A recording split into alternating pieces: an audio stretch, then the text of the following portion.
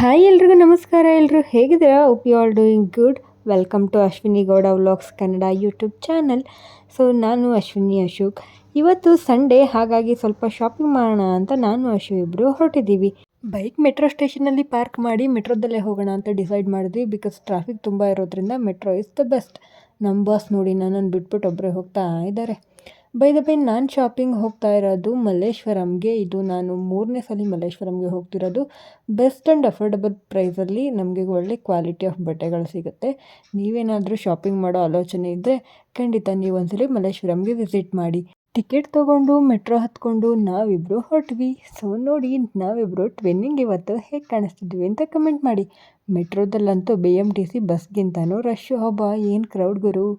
ಇನ್ನೇನು ಮಂತ್ರಿ square mall ಹತ್ರ ನಾವು ಇಳ್ಕೊಂಡು ನಾವು ಹೊರಟಿದ್ದು ಮಲ್ಲೇಶ್ವರಂನ ಸಂಪಿಗೆ ರೋಡ್ ಕಡೆ.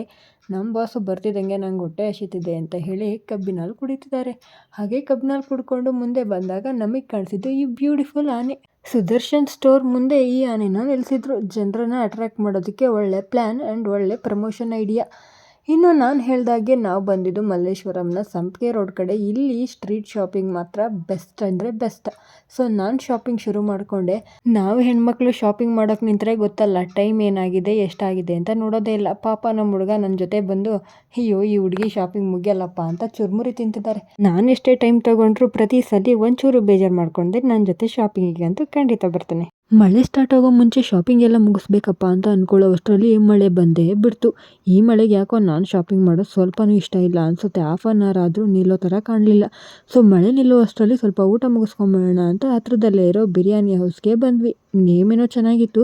ಸೊ ಬಿರಿಯಾನಿ ಹೇಗಿದೆ ಅಂತ ಬಿರಿಯಾನಿ ಆರ್ಡರ್ ಮಾಡಿ ಟೇಸ್ಟ್ ಮಾಡಿದಾಗ ಬಿರಿಯಾನಿ ಟೇಸ್ಟ್ ಅಷ್ಟಕ್ಕಷ್ಟೇ. ಇದ್ರ ಜೊತೆಗೆ ಚಿಕನ್ ಲಾಲಿಪಾಪ್ ಮತ್ತು ಫಿಶ್ ಕಬಾಬ್ನ ತಿನ್ಕೊಂಡು ಆಚೆ ಬಂದು ನೋಡಿದ್ರೆ ಮಳೆ ಅಂತೂ ಬಿಟ್ಟೇ ಇಲ್ಲ.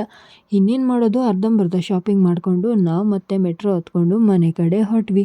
ಮಳೆ ಇದ್ದಿದ್ದರಿಂದ ಅಷ್ಟು ನೀಟಾಗಿ ಶಾಪಿಂಗ್ ಮಾಡೋಕ್ಕಾಗಲಿಲ್ಲ, ವೀಡಿಯೋನು ಶೂಟ್ ಮಾಡ್ಕೊಳ್ಳೋಕ್ಕಾಗಲಿಲ್ಲ. ಇನ್ನು ಮನೆಗೆ ಬಂದಾಗ ಆಂಟಿ ಸ್ಪೆಷಲ್ಲಾಗಿ ಇಸ್ಕಿದ ಬೇಳೆ ಸಾಂಬಾರನ್ನ ಮಾಡೋಕ್ಕೆ ರೆಡಿ ಮಾಡ್ಕೋತಾ ಇದ್ರು. ಸೊ ಹಾಗೆ ವೀಡಿಯೋ ಶೂಟ್ ಮಾಡಿಕೊಂಡೆ. ಈ ಕಾಳನ್ನ ಓವರ್ನೈಟ್ ಎಲ್ಲ ನೆನೆ ಹಾಕಿ ಸಿಪ್ಪೆನ ತೆಗೆದು ಇಟ್ಕೊಂಡಿದ್ದಾರೆ.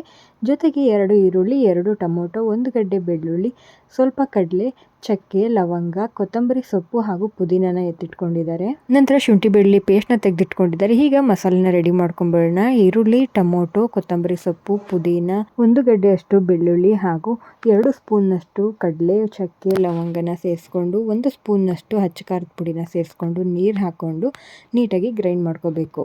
ಆಂಟಿ ಇಲ್ಲಿ ಮಸಾಲೆನ ರುಬ್ಕೋತಾ ಇದ್ದಾರೆ. ನಾನು ವಿಡಿಯೋ ಮಾಡ್ತಿರೋದನ್ನ ನೋಡಿ ಫುಲ್ಲು ನಗ್ತಾ ಇದ್ರು. 1 ರೌಂಡ್ ಮಸಾಲೆ ರುಬ್ಕೊಂಡಾದ್ಮೇಲೆ ಇದಕ್ಕೇನೆ 2 ರಿಂದ 3 ಸ್ಪೂನ್ನಷ್ಟು ಮಟನ್ ಸಾಂಬಾರ್ ಪೌಡರ್ನ ಸೇರಿಸ್ಕೊತಾ ಇದ್ದೀವಿ. ಈ ಪೌಡರ್ ಇಲ್ಲ ಅಂದರೆ ನೀವು ಮಾಮೂಲಿ ಸಾಂಬಾರ್ ಪೌಡರ್ನೇ ಸೇರಿಸ್ಕೋಬೋದು. ಈಗ ಒಂದು ಪಾತ್ರೆಗೆ ಎಣ್ಣೆ ಹಾಕ್ಕೊಂಡು ಸಾಸಿವೆ ಕರಿಬೇವನ್ನ ಹಾಕ್ಕೊಂಡು 1 ಸ್ಪೂನ್ನಷ್ಟು ಶುಂಠಿ ಬೆಳ್ಳುಳ್ಳಿ ಪೇಸ್ಟ್ನ ಹಾಕೊಂಡಾದ್ಮೇಲೆ ಕಾಳನ್ನ ಸೇರಿಸ್ಕೊತಾ ಇದ್ದೀನಿ. ಕಾಳನ್ನ ಓವರ್ನೈಟೇ ನೆನೆ ಹಾಕಿ ಬೆಳಗ್ಗೆ ಸಿಪ್ಪೆ ತೆಗೆದಿಟ್ಕೊಂಡಿರೋದು.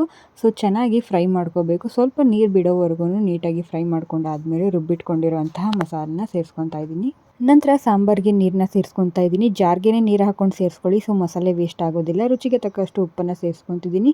ನೀರು ಆದಷ್ಟು ನೋಡ್ಕೊಂಡು ಹಾಕೊಳ್ಳಿ. ಸಾಂಬಾರು ಗಟ್ಟಿಯಾಗಿದ್ರೇ ಟೇಸ್ಟ್ ಚೆಂದ, ತೆಳುವಾದರೆ ಅಷ್ಟು ಚೆನ್ನಾಗಿರೋಲ್ಲ. ಯೂಶಲಿ ಅವರೆಕಾಳು ಸೀಸನ್ ಬಂದಾಗಂತೂ ಈ ಇಸ್ಕಿದ ಬೇಳೆ ಸಾಂಬಾರು ಎಲ್ಲರ ಮನೆಯಲ್ಲೂ ಮ್ಯಾಂಡೇಟ್ರಿ, ಖಂಡಿತ ಮಾಡೇ ಮಾಡ್ತಾರೆ. ಎಲ್ಲರೂ ತುಂಬ ಇಷ್ಟಪಡ್ತಾರೆ. ಯೂಶಲಿ ಮಟನ್ ಸಾಂಬಾರು ಮತ್ತು ಚಿಕನ್ ಸಾಂಬಾರನ್ನ ಯಾವ ರೀತಿ ಮಾಡ್ತೀರೋ ಅದೇ ಥರ ಸಾಂಬಾರನ್ನ ಮಾಡ್ಕೊಳ್ಳಿ, ಟೇಸ್ಟು ತುಂಬ ಚೆನ್ನಾಗಿರುತ್ತೆ. ಸಾಂಬಾರನ್ನ 5 ರಿಂದ 10 ನಿಮಿಷ ಕುದಿಸ್ಕೊಂಡ್ರೆ ಸಾಕು, ಅಷ್ಟರಲ್ಲಿ ಮುಗ್ದೋಗುತ್ತೆ. ಜಾಸ್ತಿ ಹೊತ್ತು ಬೇಯಿಸೋ ಅವಶ್ಯಕತೆ ಇಲ್ಲ.